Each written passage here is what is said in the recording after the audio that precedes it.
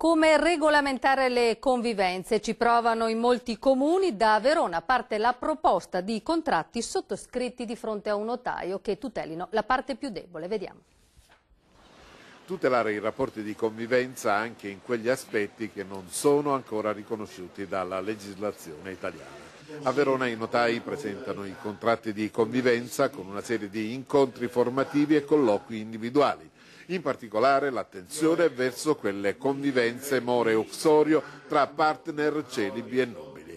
Attraverso i contratti predisposti dal notariato si possono disciplinare in base alla normativa vigente diversi aspetti della convivenza tutelando la parte più debole.